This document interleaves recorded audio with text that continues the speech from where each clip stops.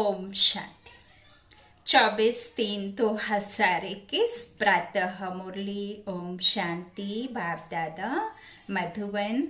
आज वरदानी बाप ने श्री बाबा ने हम बच्चों से कहा, मीठे बच्चे, तुम इस समय बाप के साथ सेवा में मददगार बने हो, इसलिए तुम्हारा सिमरन होता है, पूजन नहीं, क्योंकि शरीर अपवित्र है, शरीर विकारी है, इसीलिए पूजन नहीं, सिमरन मात्र होता है।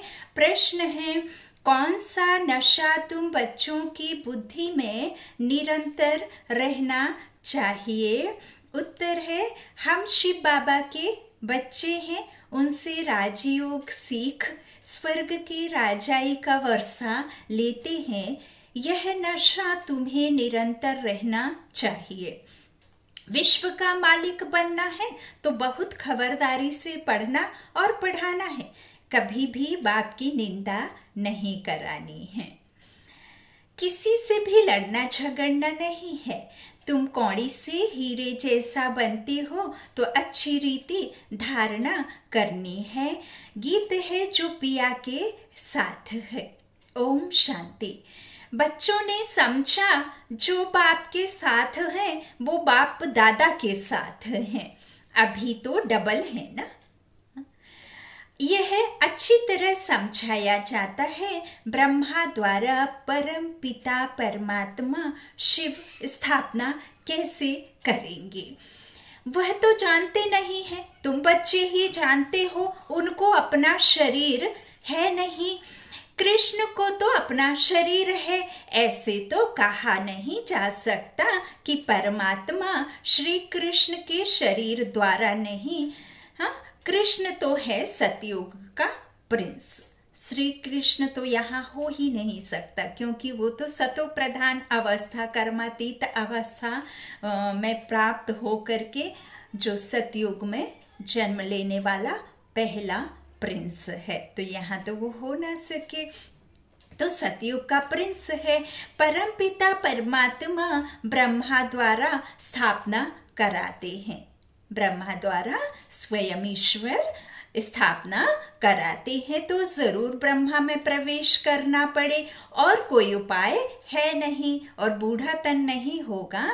पहले भी कई बार मुरली में ये बात आई है, यदि बूढ़ा तन नहीं होगा, कोई बच्चे के तन में यदि परमात्मा अवतरण हो जाए और वो पूरी दुनिया के बच्चों को, हम बच्चों को यदि बच्चा बच्चा कहे, तो बच्चे के मुख से किसी को बच्चा कहना तो अच्छा नहीं लगेगा, गवारा नहीं होगा। और इस बिकारी दुनिया में तो कोई पावन तन हो ना सके, कोई पवित्र हो नहीं सकता। अब पतित दुनिया है तो पतित दुनिया को पावन बनाने के लिए तो यहाँ ही आना पड़े ना। पावन दुनिया बनाने के लिए पावन कैसे कोई बनाने के लिए आ सकता है? तो यहाँ ही ब्रह्मा चाहिए, और यहाँ उस बूढ़े तन में, पतित शरीर में, वह भी 84वें अंतिम के अंतिम जन्म में ब्रह्मा तन में अवतरण होते हैं। स्वयं शिव बाबा उनके द्वारा फिर रचता बाप नई दुनिया की रचना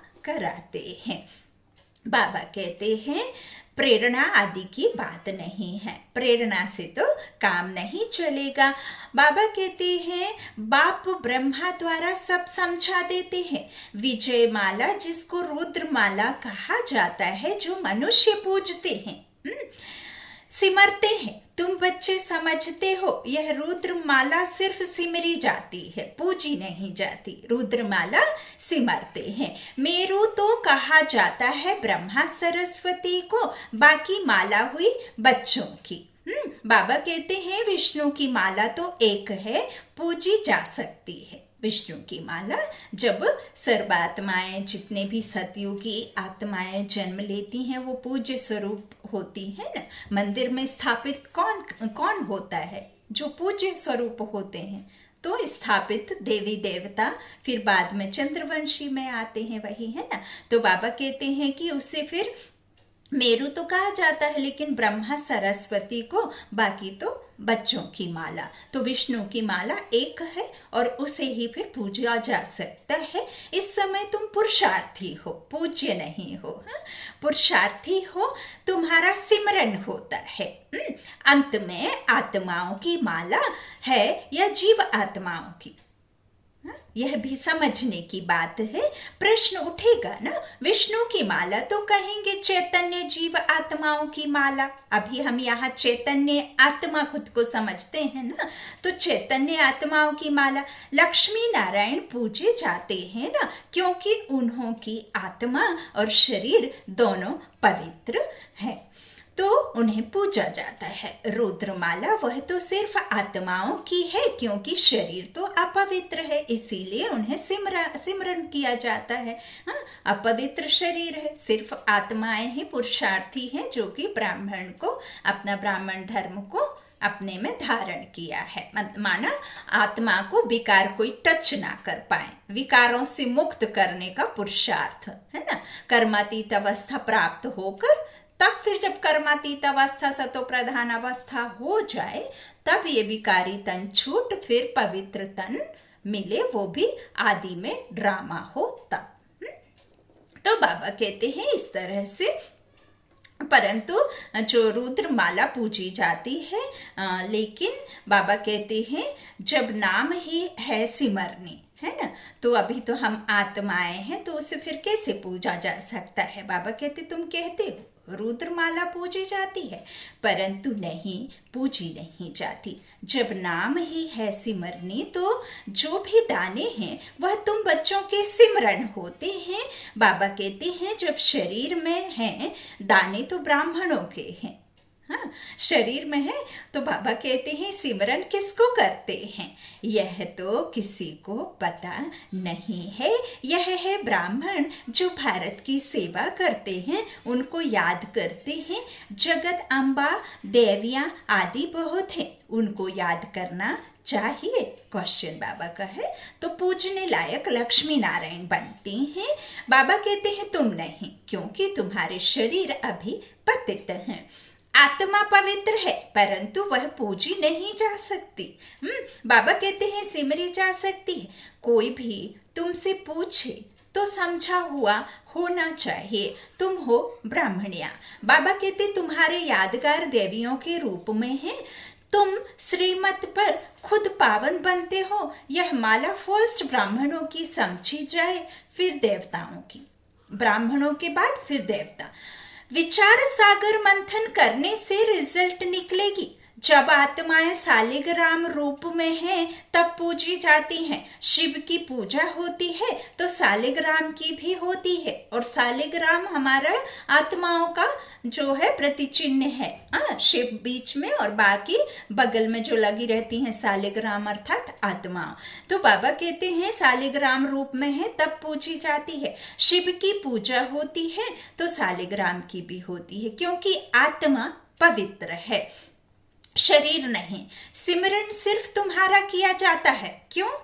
बाबा कहते हैं तुम शरीर के साथ सेवा करते हो, शरीर के साथ सेवा करते हो, तुम्हारी पूजा नहीं हो सकती। फिर जब शरीर छोड़ते हो तो तुम भी शिव के साथ पूजे जाते हो।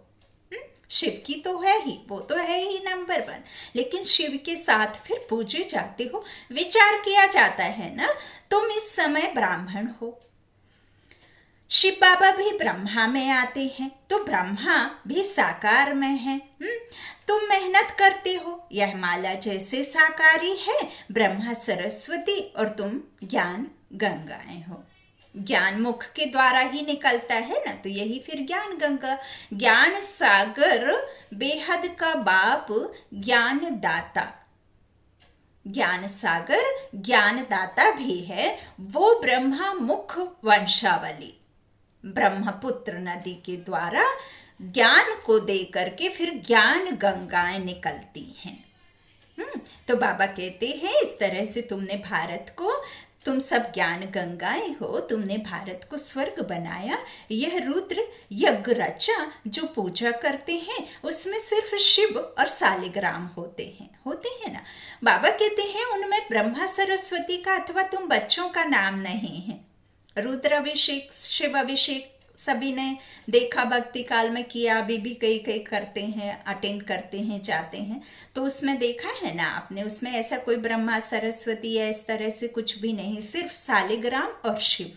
तो शालिग्राम तो फिर आत्मा का ही जो है उधर किया जाता है। तो बाबा कहते हैं तुम बच्चों का नाम नहीं है, ब्राह्मणों का नहीं होता, तो यहाँ तो सबका नाम है, तुम्हारा सिमरन करते हैं। कौन कौन ज्ञान गंगाएं थी? वह तो है ज्ञान सागर, स्वयं शिव परमात्मा। तो यह है ब्रह्मपुत्रा, बड़ी नदी, यह ब्रह्मा माता भी है। सागर एक है, बाकी गंगाएं तो किस्म किस्म की अनेक प्रकार की होती हैं, है ना। बाबा कहते हैं इस तरह से नंबरवार जिनमें अच्छा ज्ञान है उनको सरोवर कहा जाता है, महिमा भी है। कहते हैं मानस सरोवर में स्नान करने से परिजादा बन जाते हैं। अब कौन से ज्ञान सागर की बात बाबा कर रहे हैं और कौन से ज्ञान गंगा में स्नान करने की बाबा कह रहे हैं? क्या शरीर को आप किसी गंगा के स्नान से तन को धो लेंगे तो आपकी आत्मा की चढ़ी चंक निकल जाएगी? क्या आत्मा में जो विकार रूपी, जो माया रूपी विकार हैं, वो किसी तन को धोने से निकल जाएंगे? जब तक स्वयं परम पिता परमात्मा आकर के ज्ञान सागर हम आत्माओं को नीचे गिरने का ज्ञान ना दे। और देखिए बिना वर्षा के कहते हैं फसल नहीं होती, तो कौन सी ऐसी जो बरसात है, कौन सा ऐसा ज्ञान है जिसके बिना हम आत्माओं की गति नहीं, सदगति नहीं, गति दुर्गति तो खूब हो गई, नीचे गिरते आए। अब ऐसी कौन सी ज्ञान वर्षा है जिसके द्वारा फिर सर्व आत्माओं की सदगति होती है? तो यह है ज्ञान सागर पिता का ज्ञान, जिसके बिना उच्चते उच्च बेहद के ज्ञान के बिना किसी भी आत्मा की सदगति नहीं है। वह है ज्ञान। और इस योग की अग्नि में बैठ करके हमारे सारे विकर्मों को विनाश करना, 63 जन्मों के पापों का विनाश करना, इस ज्ञान के द्वारा, है ना। तो बाबा कहते हैं मानस सरोवर में स्नान करने से परिसादा बन जाते हैं। तो इस ज्ञान सागर की बातों को अपने में धारणा कर स्वरूप बनना, आत्मा को विकारों से मुक्त करना। तो तुम्हारी माला सिमरी जाती है। सिमरनी कहते हैं ना, सिमरन करो, वह तो सिर्फ राम राम कहते हैं। अब राम को जानो तो राम राम कह दिया, तो ऐसे तो फिर जो सीता, इसका रामानंद सागर का जो आया रामायण, तो कई कई तो उनकी छवि बनी हुई है, उन राम सीता को भी याद करते हैं जो रामायण के पर उसमें आए कैरेक्टर को किया उन्होंने। फिर कोई कोई मंदिरों में जो विराजमान मूर्ति होती है राम की, उनको सिमरते हैं। कोई कोई फिर कहीं घर में जो अपने मंदिर में बैठे हैं वो राम को छवि बना करके उनकी याद में माला सिमरते हैं। लेकिन यहाँ समझना ये है कि कौन सा राम है जो आकर हम आत्माओं को, हम सीताओं को इस रावण राज्य से छुटकारा दिलाकर हमें राम राज्य में ले जाता है। तो वो निराकार शिव पिता असली राम है, जिसका ही हमें सिमरन करना है। मात्र सिमरन नहीं करना है, उसके महावाक्यों को सुनकर मनन चिंतन करके उनका स्वरूप बनकर खुद में धारण करके औरों को भी वैसा बाप समान बनाना है। सिर्फ सुनना समझना नहीं है, है धारण करना नहीं, औरों को भी कराना, खुद भी करना, है ना। तो बाबा कहते हैं फिर यूं तो फिर सिर्फ राम राम कहते हैं, परंतु तुम जानते हो सिमरन किसका होगा और किससे फिर हम राम राज्य में जाएंगे? किसके सिमरन से? जो जास्ती सर्विस करते हैं। पहले तो बाबा है फूल, फिर मेरो, जो बहुत मेहनत करते हैं, फिर रुद्रमाला, सुविष्णु की माला बनती है। तुम्हारी सिर्फ आत्मा पूजी जाती है, तुम अब सिमरन लायक हो। बाबा कहते हैं सिमरनी तुम्हारी है। इस तरह से बाकी पूजा नहीं हो सकती, क्योंकि आत्मा पवित्र, शरीर अपवित्र। अपवित्र चीज कभी पूजी नहीं जाती। जब रुद्रमाला बनने लायक बन जाते हो, फिर अंत में तुम शूद्र बन जाते हो, तुमको साक्षात्कार होगा। पास विद ऑनर कौन कौन होते हैं? सर्विस करने से नामाचार बहुत हो जाता है। मालूम पड़ता जाएगा विजय माला में नंबरवार कौन कौन आएगा। यह बातें बड़ी गुहा हैं। बाबा कहते हैं मनुष्य तो सिर्फ राम राम कहते हैं, क्रिश्चियन लोग क्राइस्ट को याद करते हैं। माला किसकी होगी? गॉड तो एक है, बाकी जो पास बैठे हैं उनकी माला बनती है। बाबा कहते हैं इस माला को तुम अभी सिर्फ समझ सकते हो। फिर बाबा कहते हैं अपने आदि सनातन देवी देवता धर्म वाले ही नहीं समझ सकते तो फिर और कैसे समझेंगे? जब स्वयं देवी देवताओं को यह ज्ञान प्रायः लोप हो जाता है तो फिर मनुष्यों की तो इसमें कोई बातें ही नहीं है। फिर यूं भी कहते हैं कि अरे वो राम था, वो भगवान था, फिर भी उसकी सीता चोरी हो गई। उन्होंने एक उसके कहना चाहिए कि नाव वाले के जो ढीमर क्या बोलते हैं उसके कहने पर अपनी पत्नी को ही घर से बाहर निकाल दिया। इस तरह से तो क्या भगवान इतने दुख झेलता? क्या भगवान उसे कह सकते हैं जिनके पीछे ऐसी कथाएं कह दी जाती हैं? अब राम के साथ तो रावण हो ना सके, राम राज्य में रावण तो हो ही नहीं सकता। रावण राज्य तो अभी चल रहा है जहां हम सब ही उसकी गिरफ्त में हैं, विकारी रूपी रावण। तो वहां तो द्वापर में आते हैं रावण, यहाँ वहां तो आता ही नहीं है चंद्रवंशी राज्य में। तो फिर ऐसे ऐसे दंत कथाओं को बैठ परमात्मा स्वयं हम बच्चों के सम्मुख आकर हर एक बात को क्लियर करते हैं। जब बिल्कुल आपको क्वेश्चन मार्क हटा देते हैं, डॉट डाल देते हैं। बाबा कभी भी आपको मूंझने की कोई बात ही नहीं, लेकिन आपको निश्चय होना है। जैसे हमने दिन रात पर विश्वास किया, कैलेंडर की तारीखों पर विश्वास किया, हमने ये शुक्ल पक्ष और हमने कृष्ण पक्ष पर विश्वास किया, और हमने ये चंद्रमा पूर्णिमासी अमावस्या पर किया। फिर हम इस परमात्मा के महावाक्यों को क्यों नहीं समझ पाते? क्यों मूंझ जाते हैं? क्यों हम बात बात में माफी चाहूंगी। तो बाबा कहते हैं कि अभी तुम जो अपने आदि सनातन देवी देवता धर्म वाले ही नहीं समझ सकते हो तो और कैसे समझेंगे? बाबा कहते हैं सबको पतित से पावन बनाने वाला तो एक ही बाप है और तो कोई नहीं है। क्राइस्ट के लिए ऐसे नहीं कहेंगे कि वह पतित को पावन बनाने वाला है। वो तो धर्म स्थापना करते हैं ना, जास्ती धर्मों की जो बाद में पिछाड़ी में आते हैं, तो वो तो धर्म स्थापक गुरु कहलाएंगे, वो सदगति दाता थोड़ी ना कहलाएंगे, है ना। तो बाबा कहते हैं इस तरह से वह थोड़ी पावन बनाने वाला है, उनको जन्म मरण में आकर नीचे उतरना ही है। वास्तव में उनको गुरु भी नहीं कहेंगे। बाबा कहते हैं क्योंकि सर्व का सदगति दाता एक ही बाप है। सो तो जब अंत हो, झाड़ झुड़ी भूत हो, तब बाप आकर सबको सदगति देते हैं। जब हम इन स्थूल बातों को, स्थूल चीज़ों को, स्थूल शरीर को, स्थूल धन माया को, ये झूठी माया, झूठी काया, झूठा सब संसार जिसमें सार नहीं है, वह संसार अभी विषय वैतरणी नदी जिसे कहते हैं, जिसके पीछे हम भाग रहे हैं, जो हम इन स्थूल नेत्रों से देखते हैं, वह कुछ भी हमारा नहीं है। और उसे ही जब हम अपना समझ बैठते हैं, हम इस तन को सब कुछ समझ बैठते हैं, तभी ईश्वर बिल्कुल इस संसार में हाहाकार दुख की हर एक आत्मा दुख से पुकारती है, तभी ड्रामा में परमात्मा का पार्ट है, तभी वो आते हैं। और अब बहुत जल्द जाने भी वाले हैं, है ना। ज़्यादा जितना हो सके उतना परमात्मा की याद में टिके रहो। चलते फिरते, आज बाबा ने कहा है चलते फिरते मेरी याद में रहिए, उतना ही बाबा कहते हैं। इस तरह से तो उनको जन्म मरण में आकर नीचे उतरना है, उनको गुरु नहीं कहेंगे। सदगति दाता एक मैं ही हूँ। सो तो जब अंत हो, तब झाड़ जड़ी भूत हो, तभी आकर सबको बाबा कहते हैं सदगति देते हैं।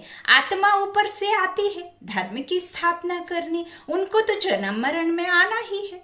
उनको तो ऐसा नहीं है कि जाकर वहीं रहना है, उनको तो जन्म मरण में आना ही है। बाबा कहते हैं इस तरह से जो धर्म तो सच्चा सतगुरु एक ही है, जो सत्य ज्ञान जिसके पास है वही एक सत्य गुरु है, वह सर्व के सदगति दाता है। सच्चा सतगुरु मनुष्य कोई हो ना सके, वह तो सिर्फ आते ही हैं धर्म स्थापन करने, उनके पिछाड़ी सब आने लगते हैं, पार्ट बजाते। पाठ बजाने। जब सप्तम प्रधान अवस्था को पाते हैं तब मैं आकर सर्व की सदगति करता हूँ। सब वापस जाते हैं, फिर नए सिर चक्र शुरू होता है आदि से 111 से। बाबा कहते तुम राजयोग सीखते हो, वही राजा ही पाएंगे। फिर राजा बने व प्रजा बने। बाबा कहते प्रजा तो ढेर बनती है, ऐसा तो नहीं है सिर्फ राम जो लक्ष्मी नारायण से चल जाएगा। हाँ, राज्य में तो सब प्रजा भी तो बनानी है ना, अकेले राजा रानी से तो नहीं चलता ना। तो बाबा कहते हैं प्रजा तो ढेर बनती है, मेहनत है राजाई पद पाने के लिए, मेरिट लिस्ट के लिए ही तो मेहनत करनी पड़ती है। बाकी तो फिर फर्स्ट डिवीजन तो क्लास में सारी क्लास भी फर्स्ट डिवीजन आ सकती है, लेकिन मेरिट तो कोई कोई आता है ना। आप गोल्ड सभी खरीद सकते हैं, कॉपर ले सकते हैं और तांबा पीतल सब खरीद सकते हैं, लेकिन डायमंड तो हर कोई नहीं खरीद सकता ना। तो यहाँ भी तो वही बात है ना, डायमंड तो हर किसी के पास नहीं हो सकता ना। तो बाबा कहते हैं इस तरह से मेहनत तो मेन किसके लिए है, राजाई पद पाने की। अंत में पूरा पता पड़ेगा कौन विजय माला में पिरोए जाते हैं। अनपढ़ पढ़े के आगे भरी ढोएंगे। नौकर कौन बनता है, जो कम पढ़े लिखे होते हैं ना, जो गरीब होते हैं, कम पढ़े लिखे होते हैं, वही तो फिर ढोते हैं। बोझा कौन धोता है, पढ़े लिखे तो नहीं धोते हैं ना। तो बाबा कहते हैं फिर उधर भी भल जाएंगे, सतयुग में जाएंगे, उस राज्य में जाएंगे, लेकिन फिर भरी ढोएंगे, नौकर बनेंगे, है ना। तो सतयुग में आएंगे परंतु नौकर चाकर बनना पड़ेगा। यह सबको मालूम हो जाएगा, जैसे इम्तिहान के दिनों में सबको मालूम पड़ जाता है ना कि हम कितना क्वेश्चन किए, कितने आंसर आएंगे और कितने हम मार्क्स लेकर के आएंगे, एक एस्टिमेट तो लगा लेते हैं। तो बाबा कहते हैं इस तरह से सबको मालूम पड़ जाता है हाँ कि कौन पास होंगे कौन नहीं होंगे। पढ़ाई पर अटेंशन नहीं होता तो फेल हो जाते हैं। तुम्हारी यह है बेहद की पढ़ाई। ईश्वरीय विश्वविद्यालय तो एक है, जहाँ मनुष्य से देवता बनना है, उसमें नंबरवार पास होते हैं। पढ़ाई एक ही है, राजयोग की है। राजाई पद पाने में मेहनत है और सर्विस भी करनी है ना। बाबा कहते हैं राजा तो राजा जो बनेंगे उनको फिर अपनी प्रजा भी बनानी पड़े। अच्छी अच्छी बच्चियां बड़े बड़े सेंटर संभालती हैं, बड़ी प्रजा बनाती हैं। बाबा भी कहते हैं बड़ा बगीचा बनाओ। हाँ, तो बाबा भी आकर देखें, अभी तो बहुत छोटा है, अभी तो जास्ती है।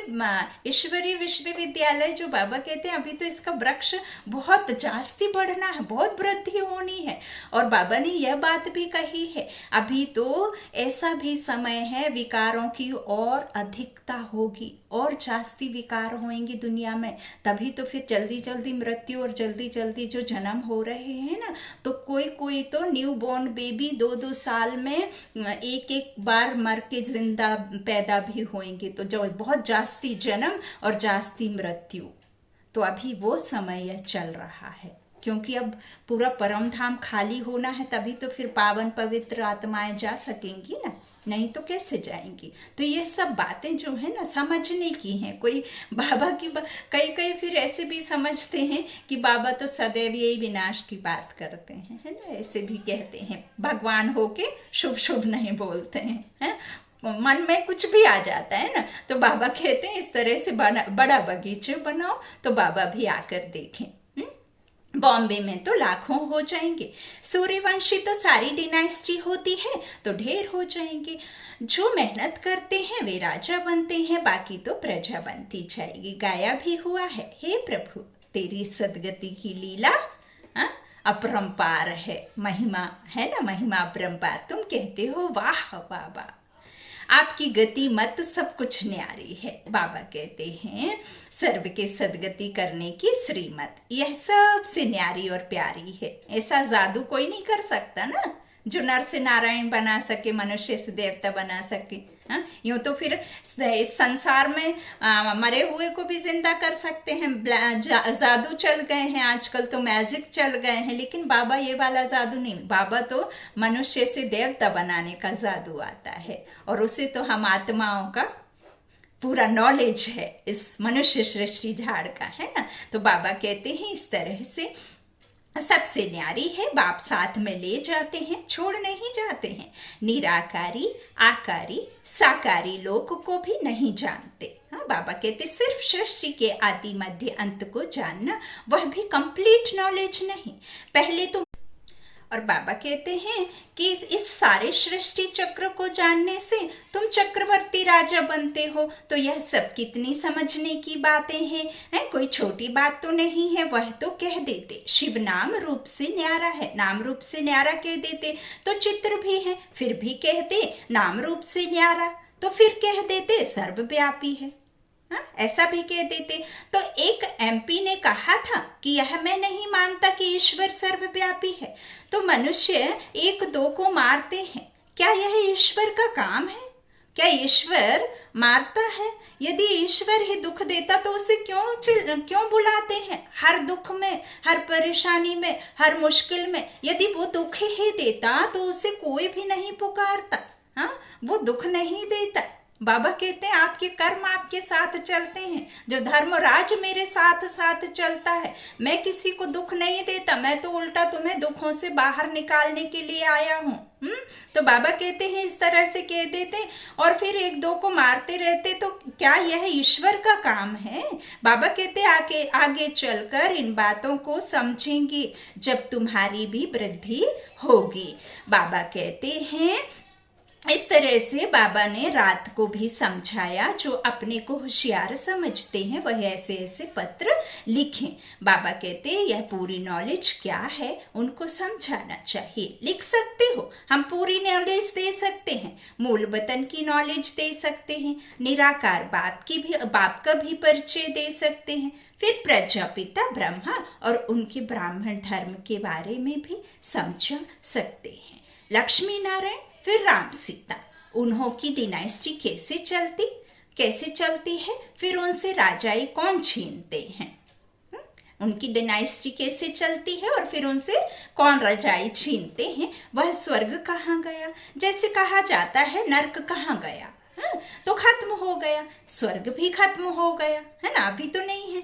तो उस समय भी अर्थक्वेक आदि होती है ना। हर युग का जो जैसे अब सतयुग और त्रेता चलेगा, तो सतयुग खत्म होगा तो फिर अर्थक्वेक आदि आएंगे, फिर त्रेता आएगा, तब उतना दुख नहीं होता है, तब भी श्रेष्ठ रहते हैं। फिर द्वापर आएगा, उसका भी जब विनाश होगा तो अर्थक्वेक आदि आएंगे। कोई ईश्वर तो आकर के ऐसे सब विनाश नहीं करवाते होंगे ना। तो बाबा कहते हैं इस तरह से वहां भी अर्थक्वेक आदि होते हैं। वह हीरे जवाहरात के महल आदि ऐसे चले गए जो कोई निकाल ना सके।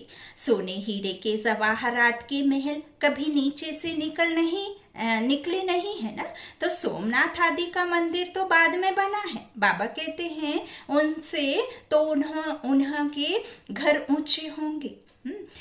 लक्ष्मी नारायण का घर कैसा होगा, वह सारी मिल्कियत कहाँ गई, ऐसी ऐसी बातें जब विद्वान सुनेंगे तो वंडर खाएंगे। बाबा कहते तो इन्हों की नॉलेज जबरदस्त है, मनुष्य तो कुछ भी नहीं जानते, सिर्फ सर्वव्यापी कह देते हैं। यह सब समझने की और समझाने की बातें हैं। तुमको धन मिलता है, फिर दान करना है। बाबा तुमको देते जाते हैं, तुम भी देते जाओ।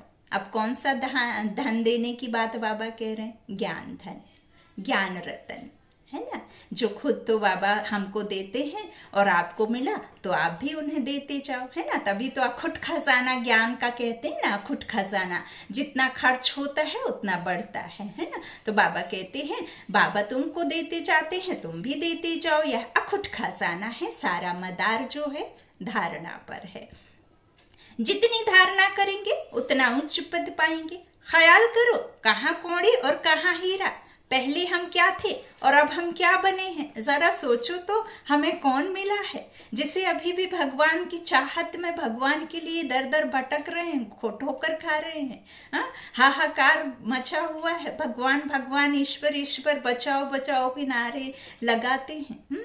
तो बाबा कहते हैं कि तुम तो देखो कहाँ कौड़ी और कहाँ हीरा।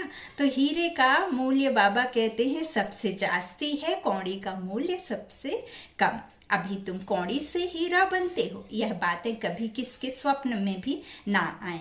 सिर्फ समझेंगे बरोबर लक्ष्मी नारायण का राज्य था जो होकर गए हैं, बाकी यह राज्य कब किसने दिया यह कुछ नहीं जानते। राजाई किसने दी, यहाँ तो कुछ भी नहीं है, राजयोग से स्वर्ग की राजाई मिलती है। यह वंडर है ना। बाबा कहते हैं अच्छी तरह बच्चों की बुद्धि में नशा रहना चाहिए, परंतु माया फिर स्थायी नशा रहने नहीं देती। हम शिव बाबा के बच्चे हैं, यह नॉलेज पढ़कर हम विश्व के मालिक बनेंगे। बाबा कहते हैं यह कभी किसकी बुद्धि में आता होगा क्या? तो बाप समझाते हैं बच्चों को कितनी मेहनत करनी चाहिए, गुरु के निंदक ठहर ना पाए। यह यहाँ की बात है। बाबा कहते हैं उनकी तो एम ऑब्जेक्ट ही नहीं है, तुम्हारी तो एम ऑब्जेक्ट है। बाप, टीचर, गुरु तीनों ही हैं। तुम जानते हो इस पढ़ाई से हम विश्व के मालिक बनते हैं। कितनी खबरदारी से पढ़ना और पढ़ाना चाहिए। ऐसी कोई बात ना हो जो निंदा करा दो। ना किसी से लड़ना झगड़ना है, सबसे मीठा बोलना है, बाप का परिचय देना है। बाबा कहते हैं दे दान तो छूटे ग्रहण। अब कौन सा दान दोगे तो आपका ग्रहण छूटेगा। जो हम आत्माओं में ग्रहण लगा हुआ है, इस पूरे विश्व में ग्रहण लगा हुआ है। सिर्फ मनुष्यों को या चांद सितारों की कोई बात नहीं है। चांद सितारों के अंदर में तो जान नहीं है, वो कोई लिविंग थिंग नहीं है।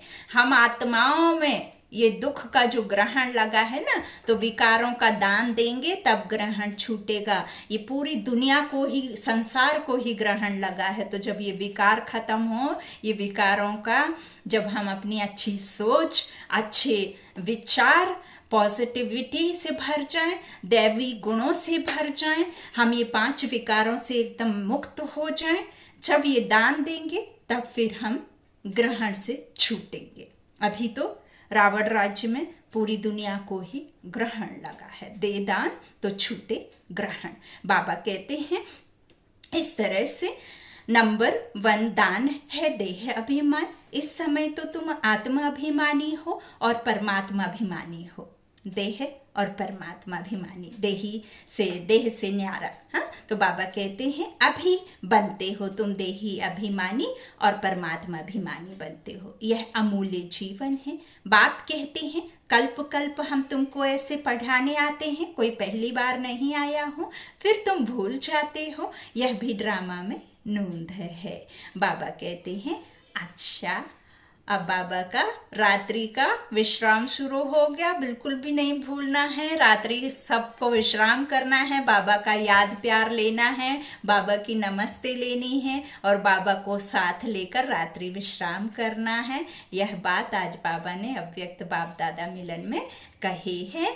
मीठे मीठे सीखी लाधे बच्चों प्रति माता पिता बाप दादा का याद प्यार और नमस्ते। आज बाबा ने थोड़ा डिफरेंट दिया है। मीठे मीठे सीखी लाधे ज्ञान रत्न धारण करने वाले और सर्विस करने वाले बच्चों प्रति माता पिता बाप दादा का याद प्यार और गुड मॉर्निंग। रूहानी बाप की रूहानी बच्चों को नमस्ते। हम रूहानी बच्चों की रूहानी माता पिता बाप दादा को याद प्यार और गुड मॉर्निंग। शुक्रिया बाबा, मीठे बाबा, प्यारे बाबा, सबका बल सबका भरोसा, मेरा बाबा मेरा बाबा। धारणा के लिए मुख्य सार है। पहला बाबा ने कहा सबसे मीठा बोलना है, ऐसी कोई बात नहीं करनी है जिससे बाप की निंदा हो। देह अभिमान का दान कर आत्मा अभिमानी और परमात्मा अभिमानी बनना है। दूसरा बाबा ने कहा जो ज्ञान धन मिलता है उसका दान करना है। पढ़ाई से राजाई मिलती है, इस नशे में स्थायी रहना है, अटेंशन देकर पढ़ाई करनी है। आज का वरदान है एकाग्रता के अभ्यास द्वारा अनेक आत्माओं की चाहनाओं को पूर्ण करने वाले विश्व कल्याणकारी भव।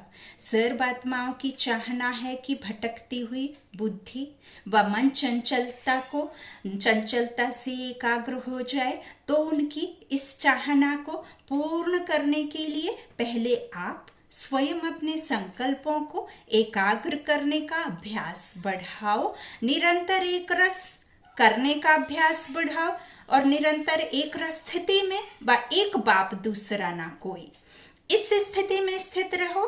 व्यर्थ संकल्पों को शुद्ध संकल्पों में परिवर्तन करना है। व्यर्थ संकल्पों को शुद्ध संकल्पों में परिवर्तन करो, तब विश्व कल्याणकारी भव का वरदान प्राप्त होगा।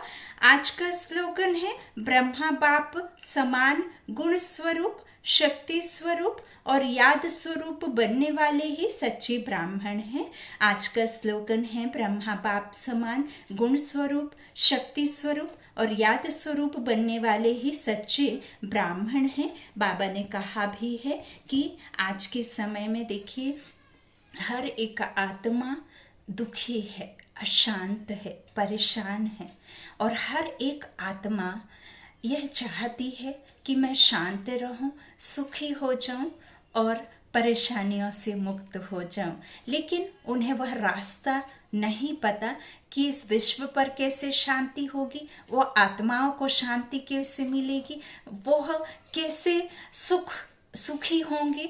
यह रास्ता परमात्मा ने कहा है हर एक के दुख को समझो, हर एक के मर्ज को समझो और उनके दुख को पहचान करके उनके नब्ज को समझो और उनका सहारा बनकर उनको शांति का दान और उनको जो है सहयोग और उनको सुख का दान करने का बाबा ने हमें कहा है। तो यही बाबा ने सेवा के लिए भी कहा है कि हर एक का बाबा ने अपने बच्चों को बोला बार बार कि सेवा करिए। Om Shanti, good night. शुक्रिया बाबा, मीठे बाबा, प्यारे बाबा, सबके बाबा। बाबा ने बहुत प्यार से आज कहा कि मैं बच्चों के सदा साथ हूँ, बस एक बार प्यार से कहो मीठा बाबा, तो मैं आ जाऊँगा अपने बच्चों के पास। ओम शांति।